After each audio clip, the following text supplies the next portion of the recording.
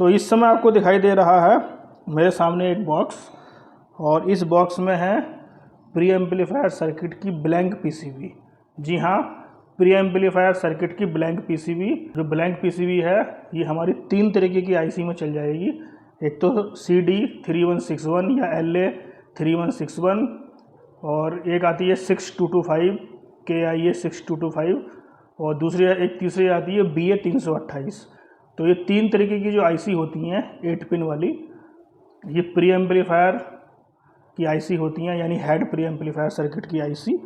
तो इस बोर्ड में हम जो है उन आईसी को लगा करके और एक सर्किट पूरा बना सकते हैं। तो आप यहाँ पर देख रहे हैं कि यहाँ पर कुछ ब्लैंक पीसीबी हैं, तो मैं आपको दिखा देता हूँ एक पीसीबी। तो ये है वो एक ब्लैंक पीसीबी जैसा कि आप देख रहे हैं, और साइज़ इसका काफ़ी छोटा है। मतलब मैं समझ रहा हूँ कि 1 या 1.5 इंच की होगी ये। 2 इंच के आसपास इसकी लंबाई है। ये है इसकी लंबाई लगभग 1.25 इंच या 2 इंच के आसपास, और 1 इंच के आसपास या 1.25 इंच के आसपास ये इसकी चौड़ाई है। यहाँ पर आपको सारे कंपोनेंट्स का कोड मिल जाता है, R16, R18, R15, R16। तो इन कोड के हिसाब से मैंने एक रजिस्टर पे इन सब की वैल्यू नोट कर रखी है, वो मैं आपको अभी दिखाता हूँ थोड़ी देर में। और यहाँ पर हमारी आईसी लग जाएगी 3161 की, ठीक है। और पीछे की तरफ देखेंगे आप तो ये आपको इस तरीके से मिलती है आईसी, मतलब इस तरीके से आपको ये पूरा बोर्ड मिलता है। तो मैं एक आईसी में सब कंपोनेंट लगा देता हूँ, और उससे पहले मैं आपको दिखाता हूँ लिस्ट कि इसमें कैसे कैसे कौन कौन से कंपोनेंट्स लगने हैं। और यहाँ पर आप देखेंगे तो ये रेजिस्टेंस की कोडिंग हो रखी है, जैसे कि 100 ओम का रेजिस्टेंस लगेंगे 2 नंबर, और कहाँ कहाँ लगेंगे, यहाँ पर इसमें R22, R22 और R14 लिखा हुआ है, ठीक है। तो यहाँ पे कहीं लिखा होगा R22 और R14। हाँ, R22 ये रहा, और R14 इसका ठीक सामने ही होगा, ये रहा R14। तो इसी तरीके से सारी मैंने कंपोनेंट्स की मार्किंग की हुई है, ठीक है। इसका स्क्रीनशॉट आप ले सकते हैं अगर आपको ब्लैंक पीसीबी से सर्किट बनाना है तो ये है इसके R रेजिस्टेंस के कंपोनेंट की लिस्ट कोडिंग। ये है वो ब्लैंक पीसीबी। तो अब मैं एक ब्लैंक पीसीबी में ये सब कंपोनेंट लगाता हूँ, और फिर आपको दिखाता हूँ कि कंपोनेंट लगने के बाद ये हमारी जो सर्किट है ये किस तरीके से हमें दिखेगा। तो ये एक ब्लैंक पीसीबी में मैंने कंपोनेंट लगा लिए हैं, और आप देखेंगे ये सर्किट कंपोनेंट लगाने के बाद काफ़ी अच्छा दिखाई दे रहा है। ये इसका फ्रंट साइड है, ठीक है, और ये इसकी बैक साइड है, ठीक है। कनेक्शन डिटेल तो बहुत ही इजी है, उसमें ऐसे कुछ ज़्यादा कोई टेंशन लेने की बात ही नहीं है।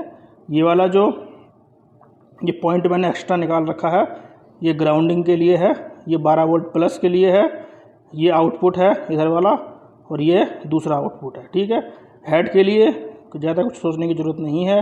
यहाँ पर ये बीच में ये ग्राउंड है हेड का, और यहाँ पर हेड का L, यहाँ पर हेड का R, बस और कुछ नहीं करना है। बहुत सिंपल सर्किट है, बहुत छोटा सा सर्किट है, जैसे कि आप इस समय मेरे हाथ में रखे हुआ देखेंगे इसे। तो ये काफ़ी कॉम्पैक्ट है और काफ़ी छोटा है, और इसकी साउंड क्वालिटी भी काफ़ी अच्छी होनी चाहिए।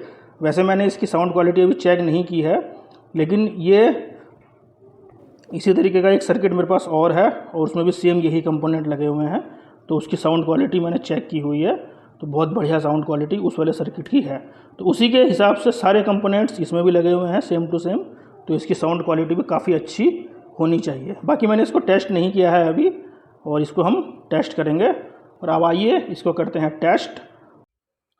तो ये मैंने सेटअप कर लिया है, और आप देखेंगे ये है मैकेनिज़्म, गोल्डन का मैकेनिज़्म है ये, और ये वही सर्किट है जो मैंने अभी बनाया है, ठीक है। और इस सर्किट का आउटपुट ऑक्स के थ्रू इस एम्पलीफायर में चला गया है, ठीक है। और बाकी ये 2 स्पीकर इस पे लगे हुए हैं। तो अब हम देखते हैं, पावर सप्लाई ऑन करते हैं। पहले हम करते हैं एम्पलीफायर की पावर सप्लाई ऑन। तो ये हो गई, अब हो गई इसकी। तो ये देखिए आप, इस समय दोनों पावर सप्लाई ऑन है, यानी सर्किट हमारा चालू है। मैं आपको दिखाता हूँ, देखो, ठीक है, सर्किट चालू है ये, और इतनी वॉल्यूम खोल रखी है मैंने, और अब देखिए तो सर्किट चालू है, और कोई हमें नॉइज़ वगैरह कुछ भी नहीं है, एकदम क्लियर आवाज़ है। ठीक है, आवाज़ काफ़ी ज़्यादा खुली हुई है, इसलिए मैं थोड़ी सी इसको कम करता हूँ, इतनी ठीक है। और अब हम करते हैं इसको प्ले।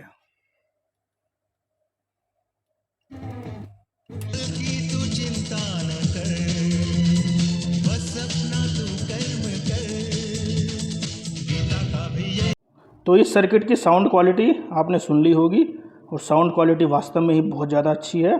ठीक है, साउंड क्वालिटी बहुत क्लियर है और बहुत अच्छी साउंड क्वालिटी है।